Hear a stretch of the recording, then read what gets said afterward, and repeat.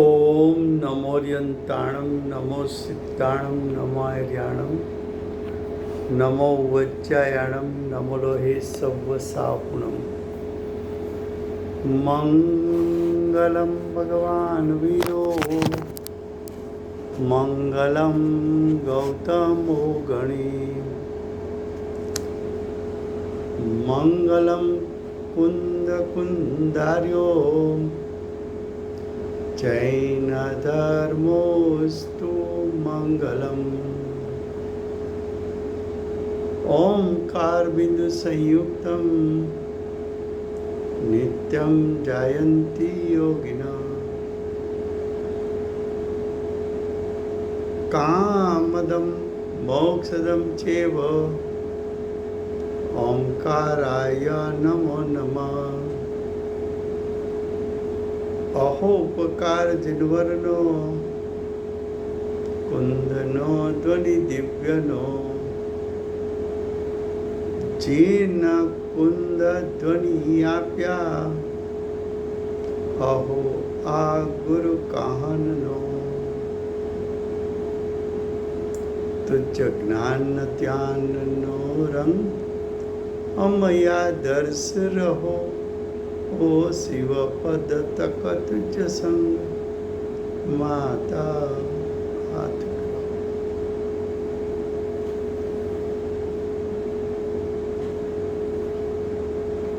ये समयसार नाम का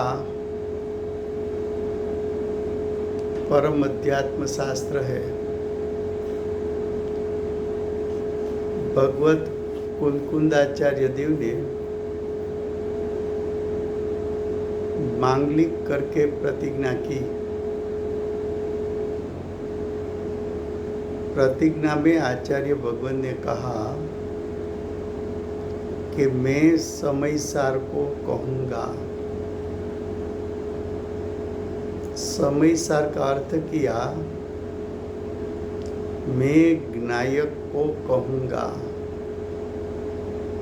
ज्ञायक यानी आत्मा का त्रिकाल शुद्ध स्वरूप को कहूँगा। आत्मा का त्रिकाल शुद्ध स्वरूप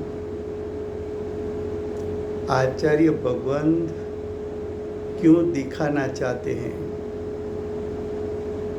तो कि अनादि काल से आज तक ज्ञायक का शुद्ध स्वरूप, उसका श्रद्धान, उसका ज्ञान और उसमें रमणता तूने नहीं की। इसलिए आज तक तुझे मोक्ष मार्ग प्रकट नहीं हुआ और मोक्ष मार्ग का फल प्रकट नहीं हुआ। इसलिए आचार्य भगवान ज्ञायक का स्वरूप दिखाना चाहते हैं। ज्ञायक शुद्धने का विषय है। तो गाथा 13 का भावार्थ चलता है। उसमें 3 लाइन चली है, वो पहले पढ़ते हैं, उसके बाद आगे चलते हैं। ये 9 तत्व में शुद्धने से देखा जाए तो जीव ही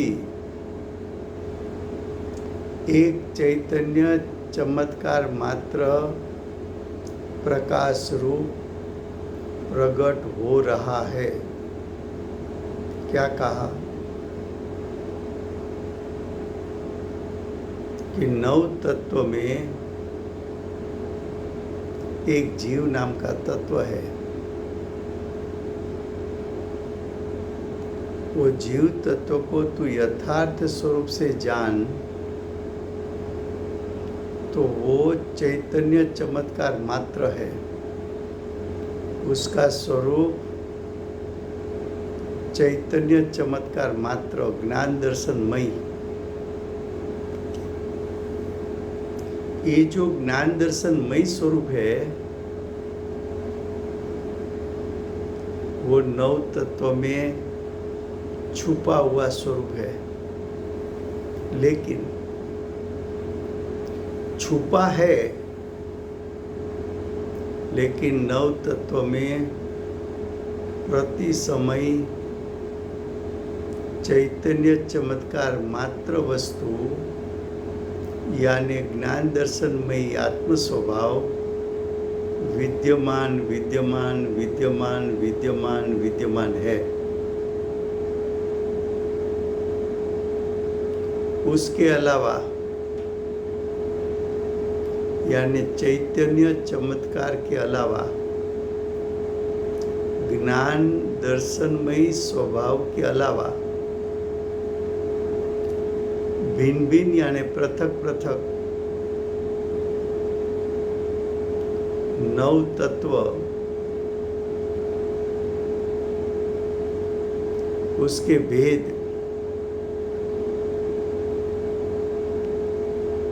कुछ दिखने में आता नहीं। कब दिखने में नहीं आता? शुद्ध नहीं से देखा जाए तो।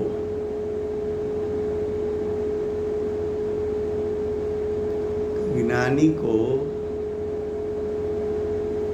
मैं ज्ञायक हूं उसमें हूंपना हुआ। ज्ञायक का श्रद्धान ज्ञान और आचरण हुआ एक बार। उसके बाद ज्ञानी को पुण्य पाप आश्रव बंध संवर निजरा और मोक्ष का परिणाम उत्पन्न होता है। फिर भी ज्ञानी की दृष्टि ज्ञायक से खिसकती नहीं है। उसका अर्थ क्या कि जीव द्रव्य परिणमनशील है, परिणमन करना उसका स्वभाव है, तो परिणमन तो होगा। ज्ञानी को भी सच्चे देव शास्त्र गुरु की आराधना का पुण्य का भाव आएगा।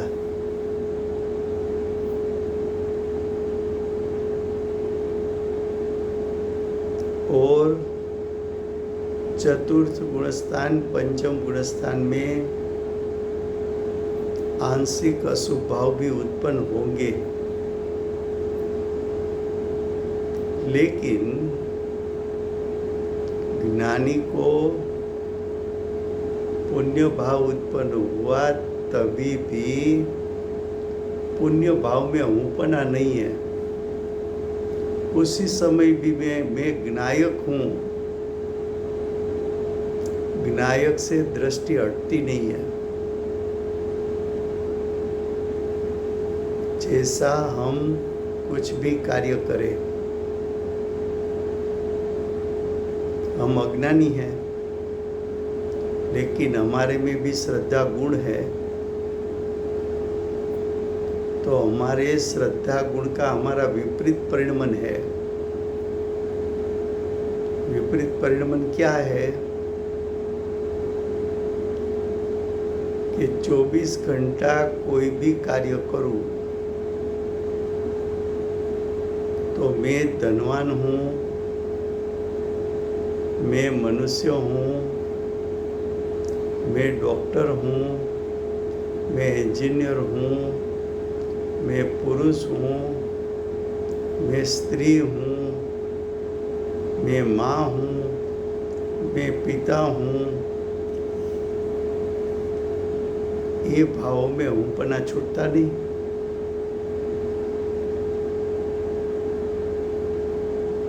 तो हमारा हूंपना पर में है, विनायक में नहीं है। तो मैं मनुष्य हूँ, वो मनुष्य के पूरे भाव के प्रत्येक समय में मैं मनुष्य हूँ, ये भाव छूटता नहीं। वो मिथ्यात्व है। हूंपना किया उसके कारण मिथ्यात्व उत्पन्न हुआ।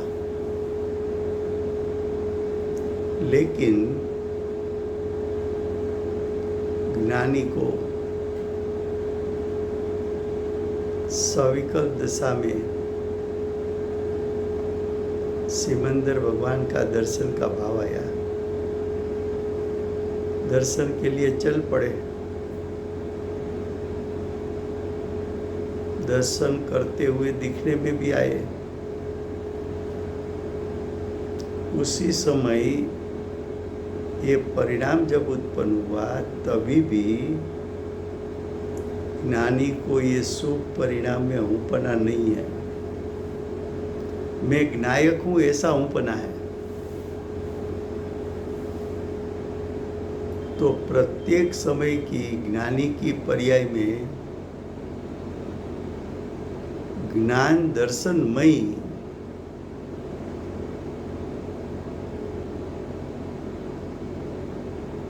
ज्ञान दर्शनमयी मैं हूँ। पुण्य पाप रूप नहीं हूँ, आश्रव बंध रूप नहीं हूँ, संवर निजरा रूप नहीं हूँ, मोक्ष रूप नहीं हूँ। तो देखो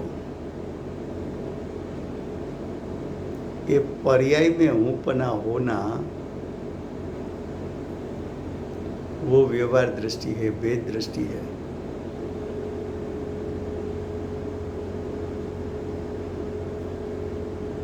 व्यवहार दृष्टि तब तक रहती है, वेद दृष्टि तब तक रहती है जब तक तूने शुद्ध नहीं के माध्यम से निर्विकल्प दशा में विनायक का स्वरूप एक भी बार जाना नहीं है। एक बार जान ले, पर में से ऊपना छूट जाएगा, पर का लक्ष्य छूट जाएगा। पुण्य पाप उत्पन्न होगा, लेकिन यही बुद्धि उत्पन्न होगा।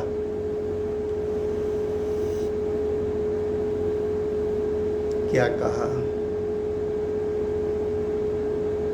ज्ञानी को नौ तत्व का भेद दिखने में नहीं आता।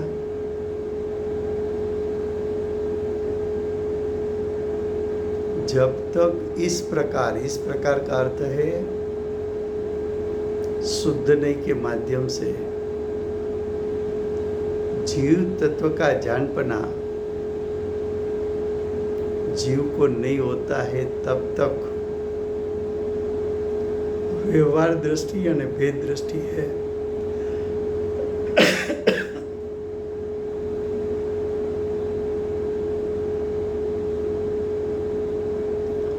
फिर से गुजराती में आचार्य भगवंत સમયસાર ને કહેવાની પ્રતિજ્ઞા કરી।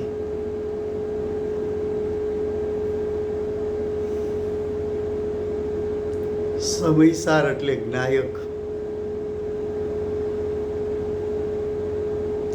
જ્ઞાયકના સ્વરૂપને કહેવાની પ્રતિજ્ઞા કરી। કેમ? તો કે અનાદિથી આજ દિવસ સુધી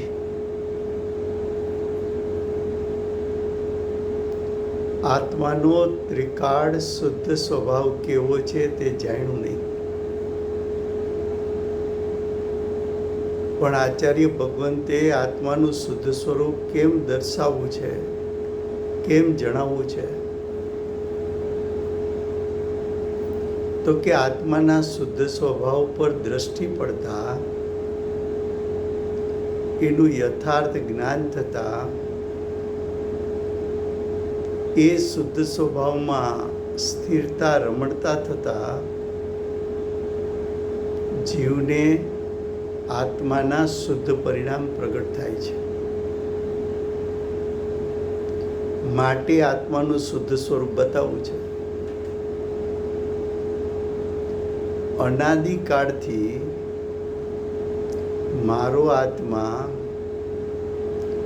ચૈતન્ય ચમત્કાર માત્ર પ્રકાશરૂપ પ્રગટ થઈ રહ્યો છે। ચૈતન્ય ચમત્કાર માત્ર એટલે મારો સ્વભાવ અનાદિકાળથી જ્ઞાન દર્શનમય સ્વભાવવાળો છે. એ જ્ઞાન દર્શનમય સ્વભાવવાળો છે. એ સ્વભાવ પુણ્ય પાપ આદિ પરિણામમાં વિદ્યમાન વિદ્યમાન વિદ્યમાન વિદ્યમાન વિદ્યમાન વિદ્યમાન છે, પણ એની વિદ્યમાનતા એનો તે સ્વીકાર કર્યો નહીં, એના ઉપર દ્રષ્ટિ મૂકી નહીં, એના ઉપર જ્ઞાન ઉપયોગ મૂક્યો નહીં. એ ચૈતન્ય ચમત્કાર માત્ર આત્મ સ્વભાવ એમાં હું પણ કરીને સમ્યક દર્શન પ્રાપ્ત કર્યું નહીં. નિર્વિકલ્પ દશામાં ચૈતન્ય ચમત્કાર માત્ર કહેતા જ્ઞાન દર્શનમય સ્વભાવ એનું નિર્વિકલ્પ દશામાં જ્ઞાન યથાર્થપણે કર્યું નહીં.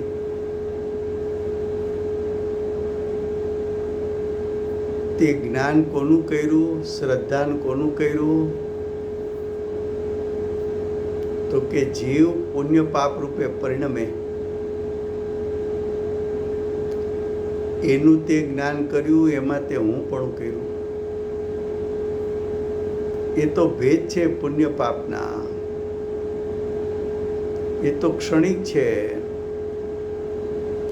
એ પરિણામ તો ભિન્ન ભિન્ન પ્રકારના છે. જ્યારે ચૈતન્ય ચમત્કાર માત્ર આત્મા એ તો એકરૂપ છે,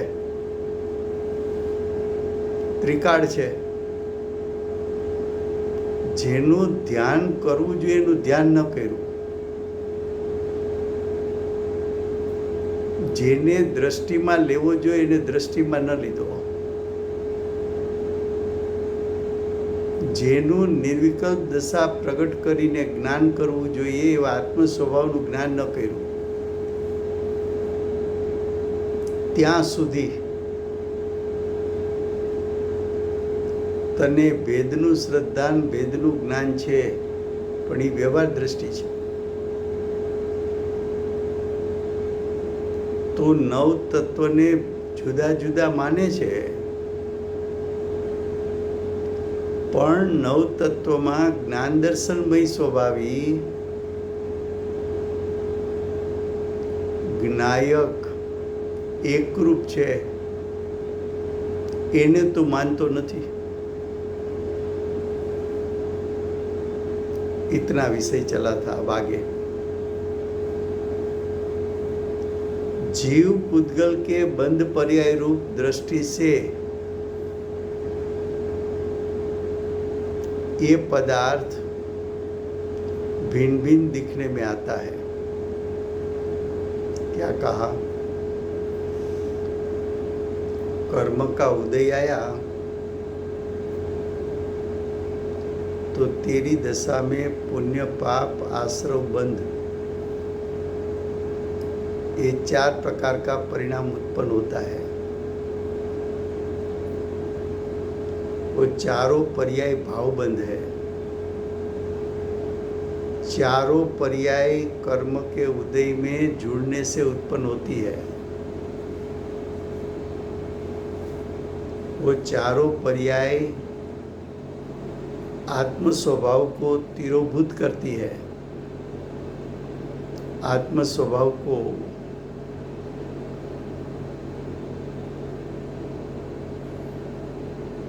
तिरोभूत कर देती है.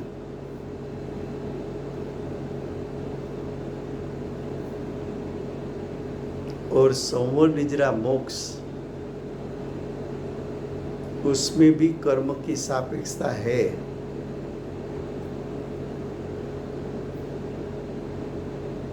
पुण्य पाप आश्रव बंध में कर्म के उदय की सापेक्षता, संवर निजरा मोक्ष में कर्म के अभाव की सापेक्षता.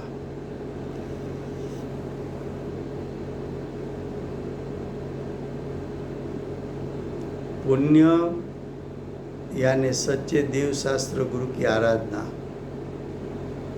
लेकिन उसका फल मनुष्य गति और देव गति।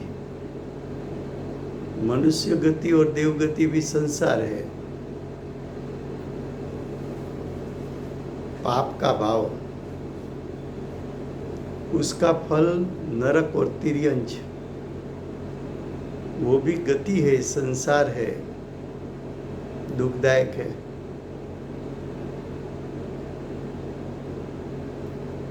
आत्म स्वभाव की आंशिक शुद्धि प्रकट हुई, वो संवर, तब कर्म का ना रुक जाना।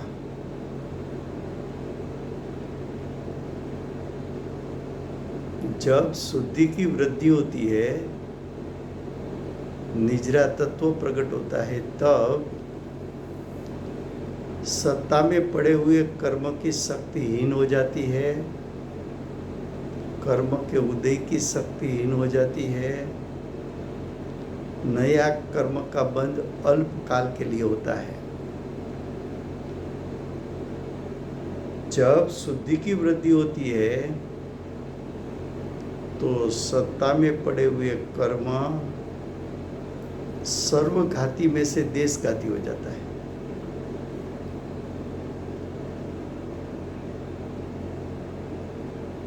जब शुद्धि की वृद्धि होती है तो सत्ता में पड़े हुए कर्म, उसका स्थिति अनुभाग कम हो जाता है। जब शुद्धि की वृद्धि होती है तब कसाई क्षीण हो जाता है, कसाई नष्ट हो जाता है। और जब मोक्ष होता है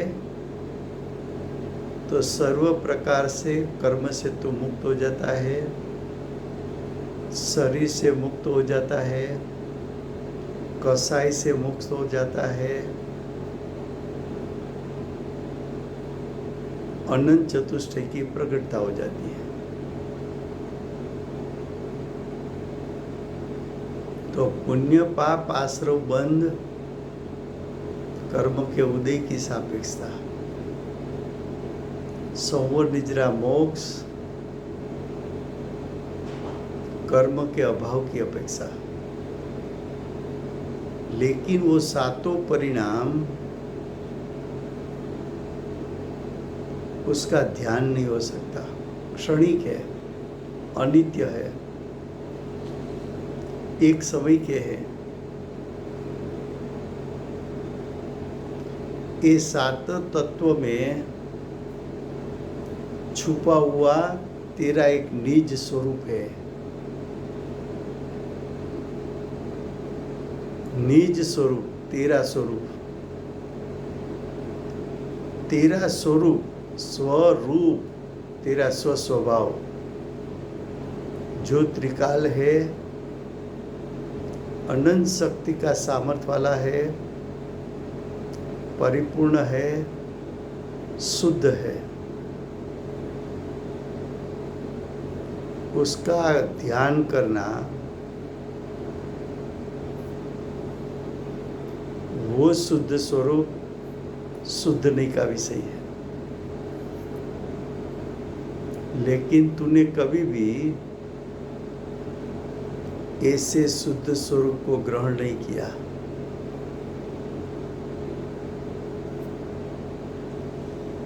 देखो क्या कहा, जीव पुद्गल के बंध पर्याय रूप दृष्टि से ये पदार्थ यानी पुण्य पाप आदि, पुण्य पाप आश्रव बंध संवर निजरा मोक्ष, ये पदार्थों भिन्न भिन्न दिखते हैं, उसका स्वरूप भिन्न भिन्न है।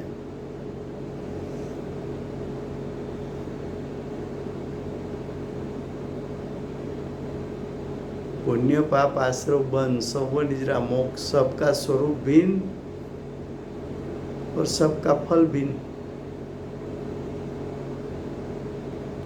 सबका लक्षण भिन्न।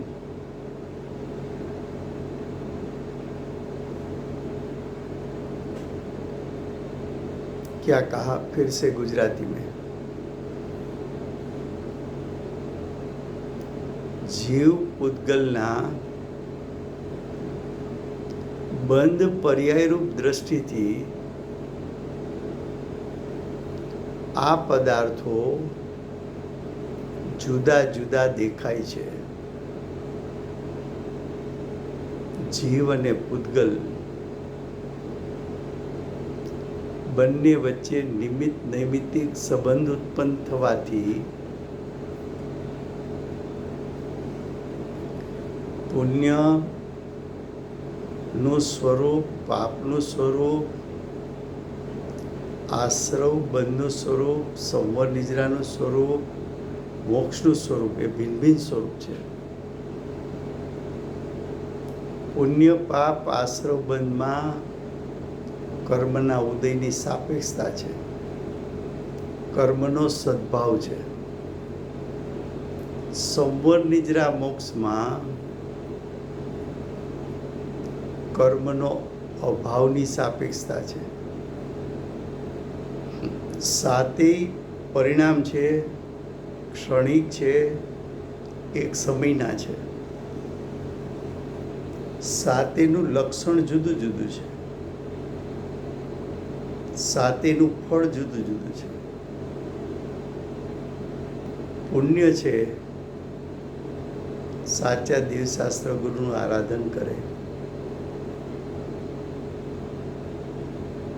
પંચકલ્યાણક પ્રતિષ્ઠા કરે, વિધિ પ્રતિષ્ઠા કરે એવા ભાવ આવે, શાસ્ત્ર સ્વાધ્યાય કરે, સાચા દેવશાસ્ત્ર ગુરુનું આરાધન કરે, પુણ્ય ભાવ.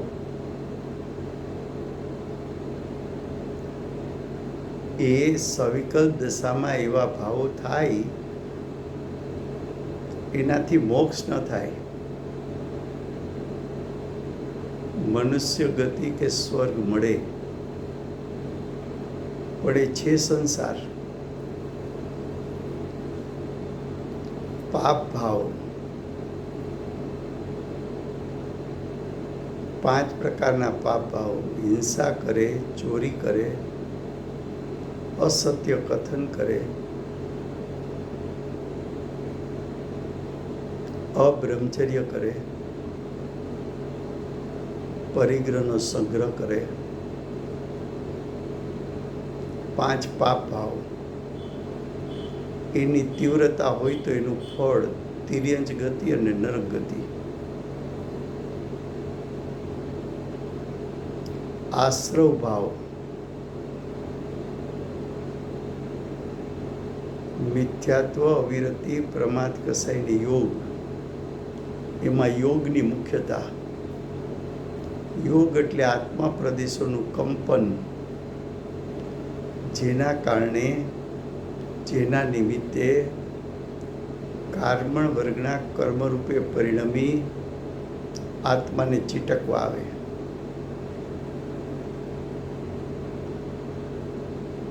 બંધ એટલે જીવના રાગ દ્વેષ, અરૂપી ચિકાસ જીવના ભાવની. આશ્રવને કારણે આવેલા કર્મ રાગ દ્વેષને કારણે આત્માના પ્રદેશે ચીટકી જાય. જીવ કર્મથી બંધાય, કર્મો જીવથી બંધાય, કે બંધ ભાવ, બંધ તત્વ.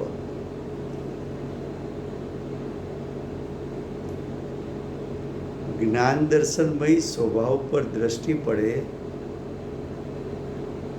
પ્રથમ વખત જ્ઞાયકમાં હું પણ સ્થાપિત થાય,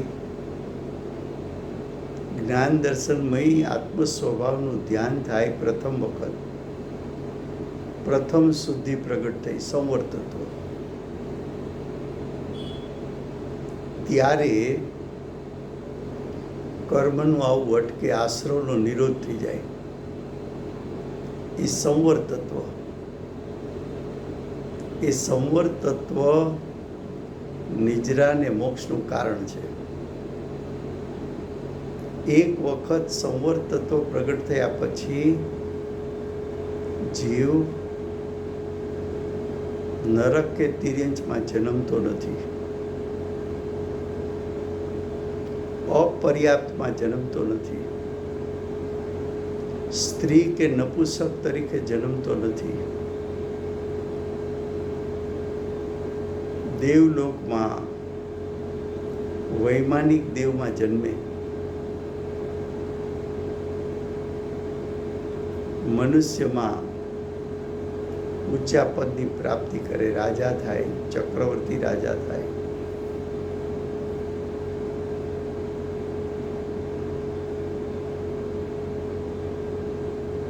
શુદ્ધિની વૃદ્ધિ કરે તો નિજરા,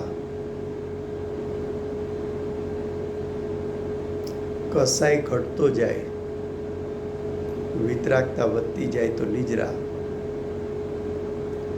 નિજરા તત્વ એટલે શુદ્ધિની વૃદ્ધિ, એના પ્રભાવથી, એના નિમિત્તથી સત્તામાં પડેલા કર્મ, ઉદયમાં આવતા કર્મ, નવા બંધાતા કર્મ, એની તાકાત ઘટી જાય, ફળ આપવાની શક્તિ ઘટી જાય.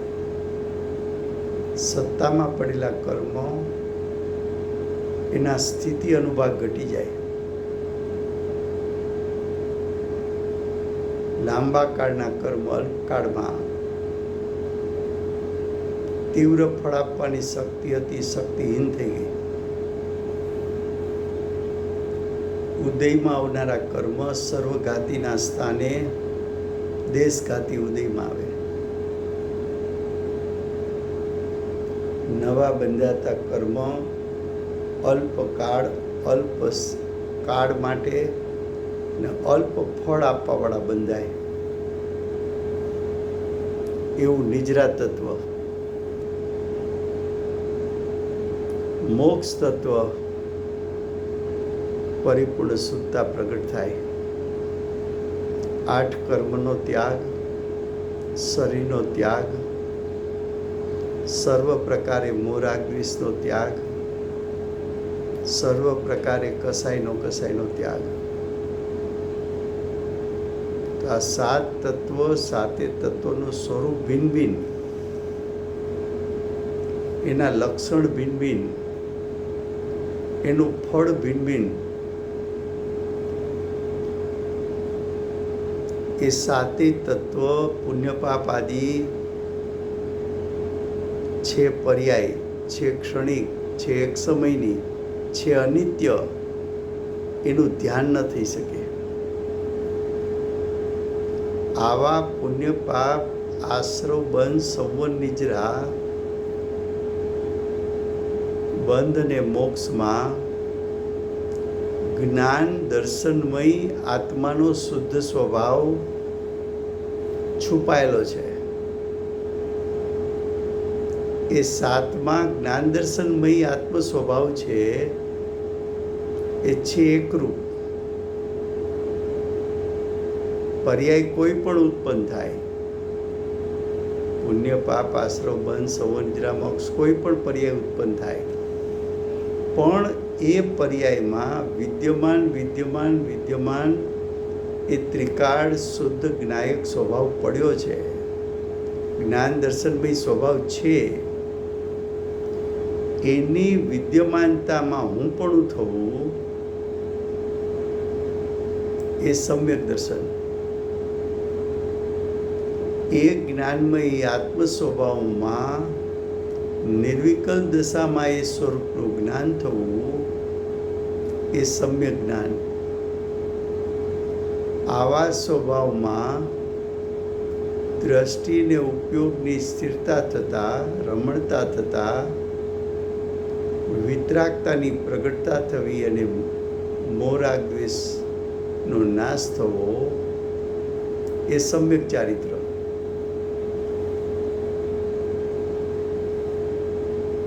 એ 7 તત્વોમાં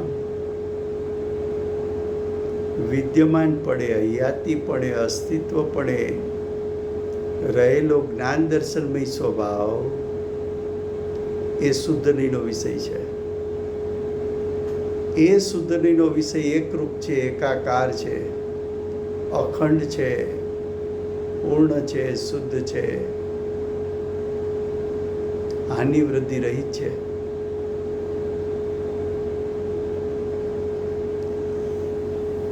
હવે આગળ કહીએ.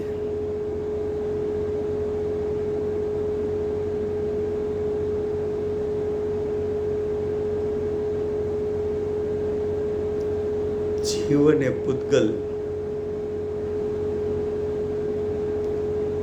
उसका निज स्वरूप भिन्न भिन्न दिखने में आता है, तब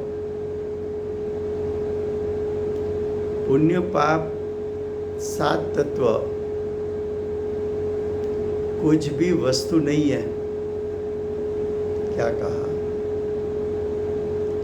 जीव पुद्गल के निमित्त नैमित्तिक संबंध से जो 7 तत्व खड़ा हुआ,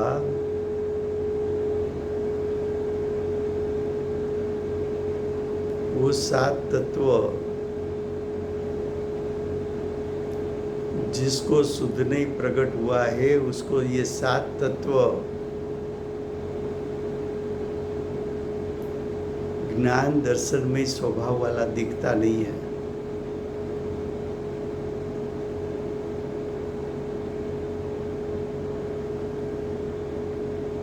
वो ज्ञायक नहीं है, वो शुद्धने का विषय नहीं है, वो दिखता नहीं है. उसका अर्थ ज्ञायक पर दृष्टि जब जम गई,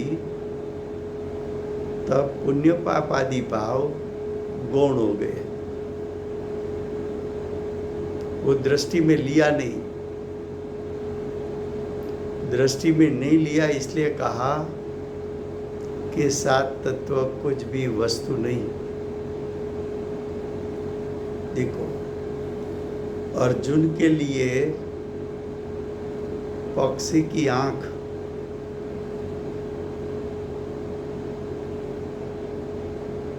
उसको पक्षी की आंख दिखती है, तब पेड़, उसकी डाली, वो पेड़ के फल, उसके पान कुछ वस्तु नहीं. वस्तु नहीं उसका अर्थ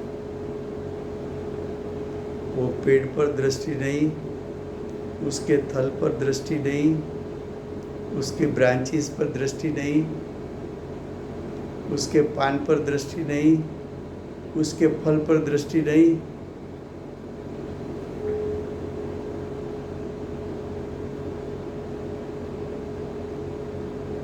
कुंदकुंदाचार्य देव, भगवत कुंदकुंदाचार्य देव, गुरुदेव माता जी, उसकी दृष्टि पर्याय पर नहीं. लेकिन गुरुदेव प्रवचन कर रहे हैं ना, चालू प्रवचन के समय भी, सविकल्प दशा में भी मैं ज्ञायक हूँ, वहाँ से हूँ पना छूटता नहीं. बहन श्री सिमंदर भगवान की भक्ति कराती है ना,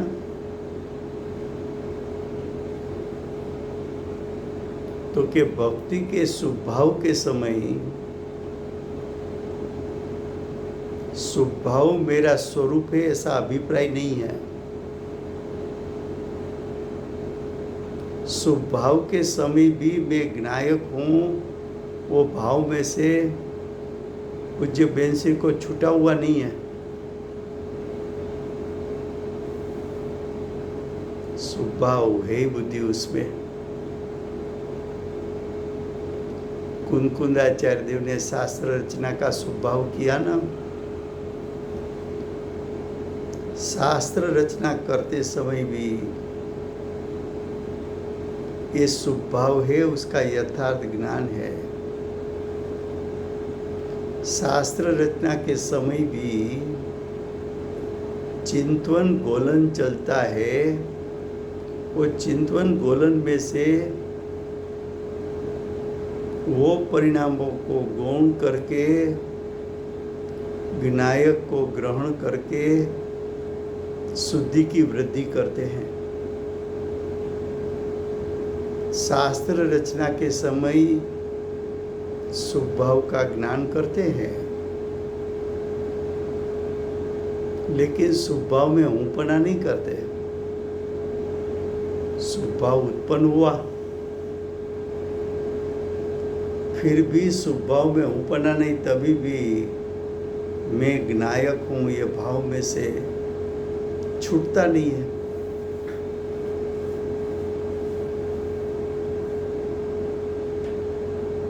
क्या कहा? पुण्य पाप आदि 7 तत्व कुछ वस्तु नहीं, वो परिणाम है, एक समय के परिणाम है, विद्यमान भी है, फिर भी ये वस्तु नहीं ऐसा कहा। तो के पुण्य पाप आदि उसका ज्ञान करके, उसको गौण करके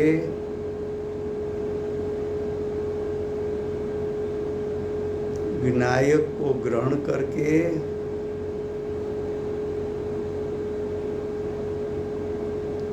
विनायक का निर्विकल्प दशा में ज्ञान करके चारित्र की रमणता में लीन हो गए। शुभ भाव का ज्ञान, ये शुभ भाव यही तत्व है। उसकी प्रगटता दुखदायक है, उसका फल संसार है। कर्म के उदय में जुड़कर उत्पन्न हुआ,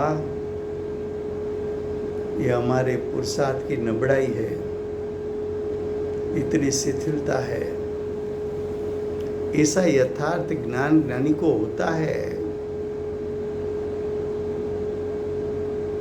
ये भाव गौण हो जाते हैं, क्योंकि ज्ञान की महिमा है। अंदर की रुचि ज्ञान की ओर खींच कर ले जाती है। क्या कहा फिर से गुजराती में? पुण्य पाप आदि 7 तत्वो काई पण वस्तु नहीं। अर्जुन ने पक्षीनी आंख देखाई छे। अर्जुन माटे झाड़નું થડ, डाड़ी, પાંદડા, ફળ એ બધું અવસ્તુ છે। કેમ અવસ્તુ છે? તો કે દ્રષ્ટિ પક્ષીની આંખ ઉપર છે, લક્ષ પક્ષીની આંખ ઉપર છે, બાકીનું બધું ગૌણ કરી દીધું।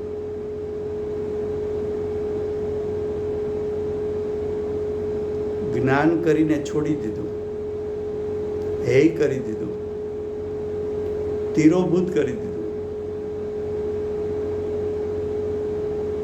તિરોભૂતપણું હતું એ છૂટી ગયું। હવે શું દેખાય છે? માત્ર આંખ।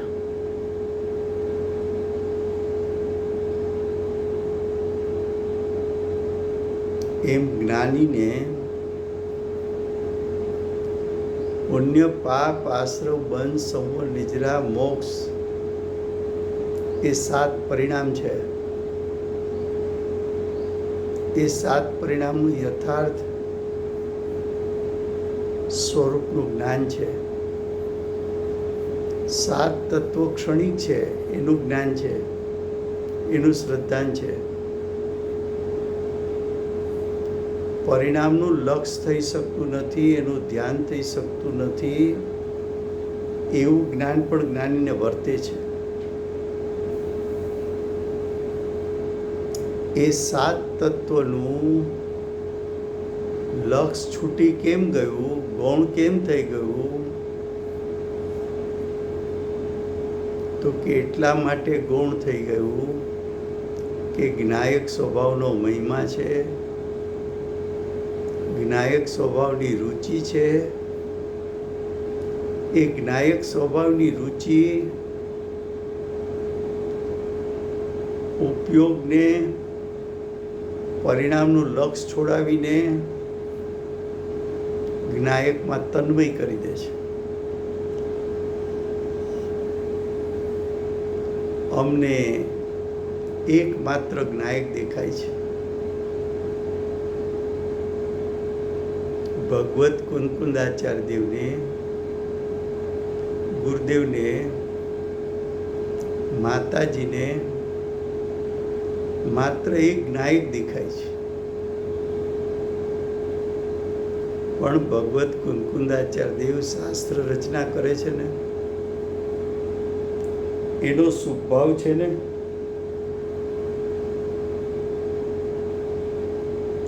તો કે એમનો સ્વભાવ એ સ્વભાવનું જ્ઞાન છે. આ સ્વભાવ પરના લક્ષ્ય ઉત્પન્ન થયો છે વિભાવ. મહિમાવંત નથી, એનું ધ્યાન કરવા જેવું નથી. એ શાસ્ત્ર રચના કરતા કરતા ભગવત કુંકુંદાચાર્ય દેવ જ્ઞાયક સ્વભાવમાં, જ્ઞાન દર્શનમય સ્વભાવમાં ડૂબકી મારીને જ્ઞાયકને અનુભવી લે છે. સ્વભાવને ગુણ કર્યા, હે કર્યા. આ સ્વભાવ મારું સ્વરૂપ નહીં, જ્ઞાયકનું સ્વરૂપ, જ્ઞાન દર્શનમય આત્મ સ્વભાવનું સ્વરૂપ અને સ્વભાવનું સ્વરૂપ, એ બે સ્વરૂપ વચ્ચે ભિન્નતારૂપ શ્રદ્ધા અને જ્ઞાન થતા, જ્ઞાયક ગ્રહણ થતા સ્વભાવ છૂટી જાય છે.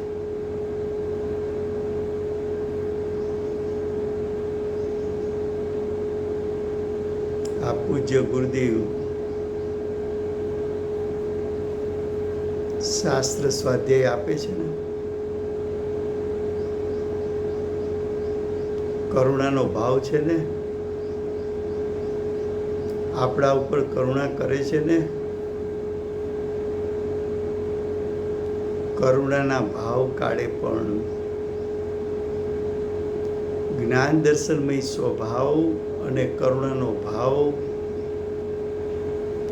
બેનું સ્વરૂપ ભિન્ન છે એવું યથાર્થ શ્રદ્ધા અને જ્ઞાન વર્તું હોવાથી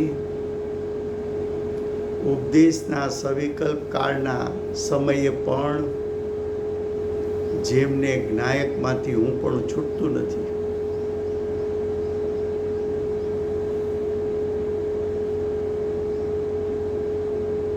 આ સમ્યક દર્શન પ્રાપ્ત કરાવવું છે ને આ ગાથામાં. એકલી ધૂન સમ્યક દર્શન માટેની હોવી જોઈએ.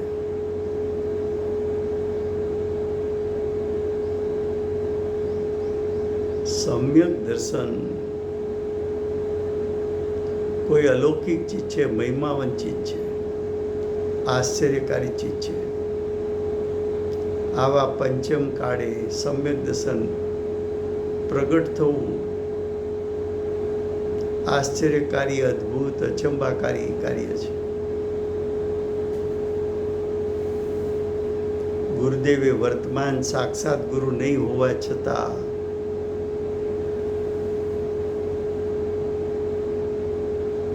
સમય સારને નિમિત્ત બનાવી પૂર્વ સંસ્કારના જોરે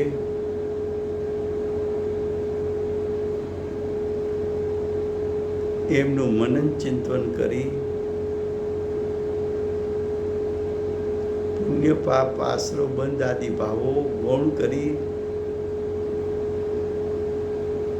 જ્ઞાયકને દ્રષ્ટિમાં લઈ ઉપયોગને જ્ઞાયકમાં સ્થિર કરી આત્મ સ્વભાવની સ્થિરતા કરી સમ્યક દર્શનની પ્રાપ્તિ કરી લીધી.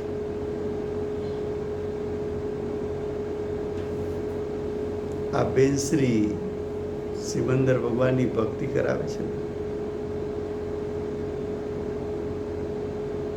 રોજ નવી નવી ભક્તિ. આ ભક્તિ બનાવવાનો ભાવ પણ આવે.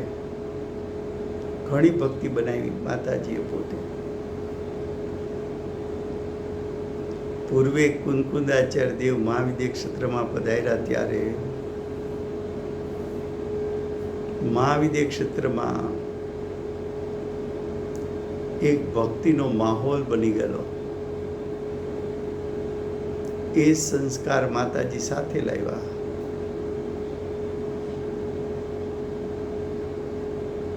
ભક્તિનો સ્વભાવ આવે ખરો, હજી પૂર્ણ દશા પ્રગટ નથી થઈ. પાપ પ્રવૃત્તિમાં જવું નથી. એ સ્વભાવ આવે ખરો,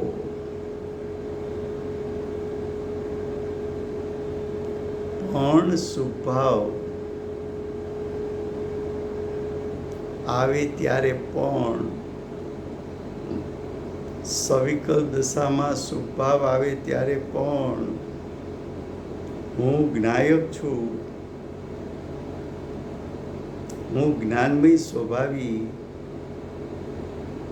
આત્મ સ્વરૂપ છું. એમાંથી હું પણ જ્ઞાનીને છૂટતું નથી.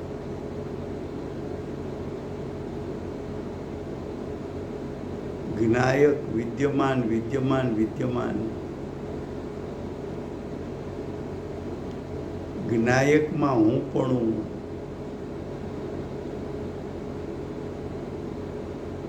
જ્ઞાયકમાં હું પણ એ ભાવ છૂટતો નથી. તને છૂટે છે કે હું મનુષ્ય છું એ ભાવ છૂટે છે. પ્રવૃત્તિ તો અનેક પ્રકારની કરે છે, પણ એ તારું હું પણ વિપરીત સ્થાને છે. તે મનુષ્યપણામાં હું પણ ગયું. એ તારા અભિપ્રાયની ભૂલ છે. અજ્ઞાની છો, મિથ્યા દૃષ્ટિ છો, મૂઢ છો, નપુસક છો.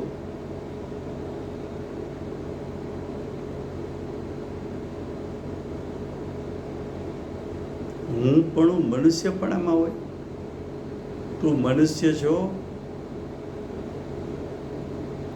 કે તું તો આત્માના શુદ્ધ સ્વરૂપ છો? તું મનુષ્ય છો કે તું જ્ઞાન દર્શનમય સ્વભાવી આત્મા છો?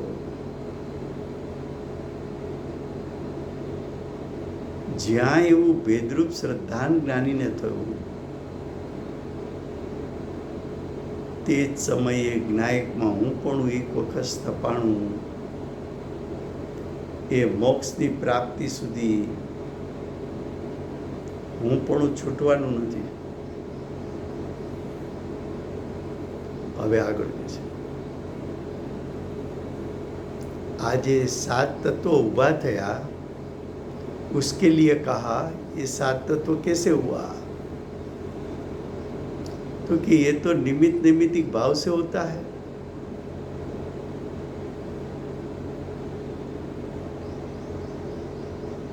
सात तत्व जीव पुद्गल के दोनों के बीच में, जीव और कर्म के बीच में निमित्तिक संबंध होने के कारण पुण्य पाप आश्रव बंध सब निजरा मोक्ष खड़ा होता है. ये निमित्तिक संबंध है.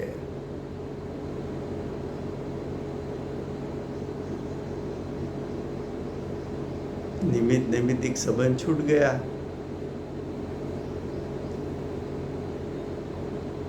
तो 7 प्रकार के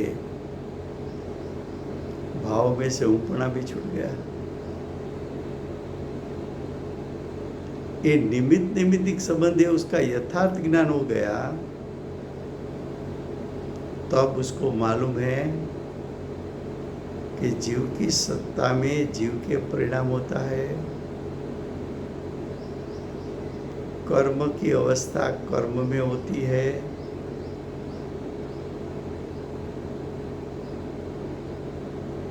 दोनों में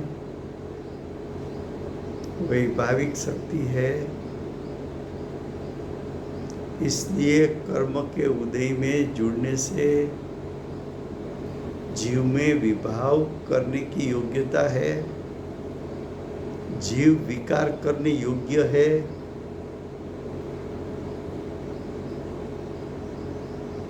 और जीव का विकार का निमित्त पाकर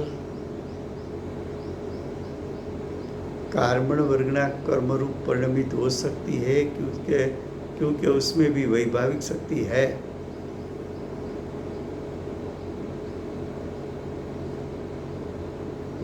ये निमित्तिक संबंध है।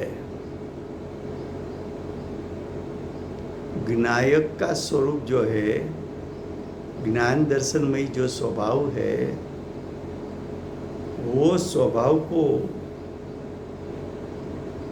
निमित्तिक संबंध नहीं होता। ज्ञान दर्शनमयी स्वभाव में नैमित्तिक पर्याय प्रवेश नहीं कर सकती, विभाव विकार प्रवेश नहीं कर सकता। लेकिन हमने अनादिकाल से विकार विभाव किया ना, किया, लेकिन वो पर्याय की योग्यता थी। वो विकार अनादि से भले प्रति समय उत्पन्न हुआ, लेकिन वो विकार में ऐसी शक्ति नहीं कि शुद्ध ज्ञान में इस स्वभाव को अशुद्ध कर सके।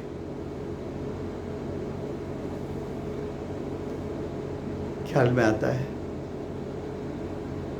उसको अशुद्ध कर सके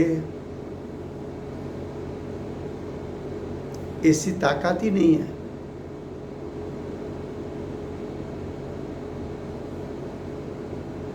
क्या कहा? जीव उद्गल वच्चे, जीव कर्मतंत्र वच्चे नैमित्तिक संबंध थयो तो कर्मना सद्भावમાં जीवनी सत्ताમાં पुण्य पाप आश्रव बंध भाव थया। ए पुण्य पाप आश्रव बंध भाव जीव करी सके एवी योग्यता वैभाविक शक्तिने कारणे छे। अने जीव विभाव करे तो एनु निमित्त पामीने कार्बन वर्गना द्रव्य कर्म रूपे परिणमी सके। एक कार्बन वर्गनामां उत्पन्न थयेलो विभाव एटले द्रव्य कर्म, एवं कार्बन वर्गना विभाव रूपे परिणमी सके एवी योग्यता वैभाविक शक्ति ने कारणे एनामां पण छे।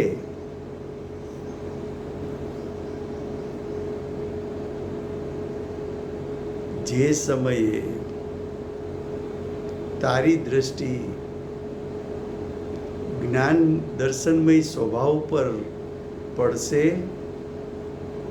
ते समये आ निमित्तिक संबंधों पण छूटी जवाना छे।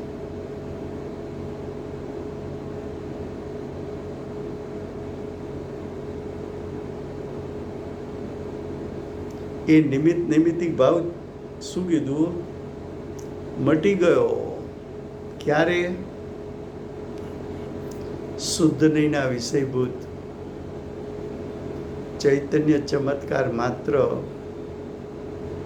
ज्ञान दर्शनमय स्वभाव ने ग्रहण कर्यो,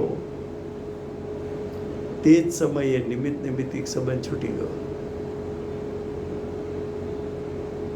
त्यारे जीव पूतगल जुदा जुदा होवाथी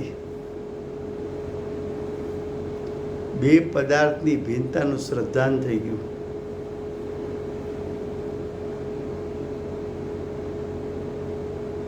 त्यारे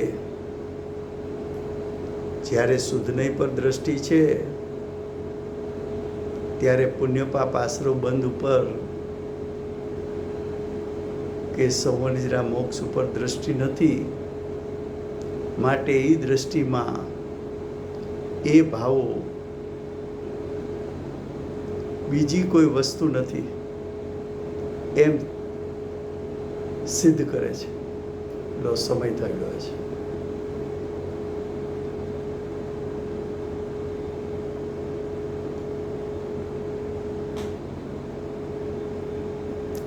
હાજી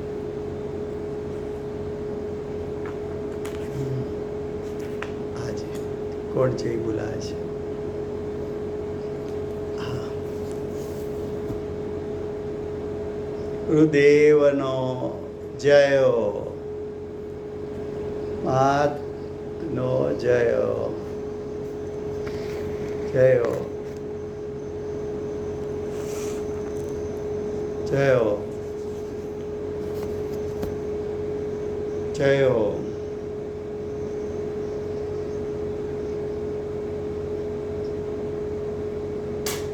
અન્નનો જય જયકાર, જય જયકાર, જય જય.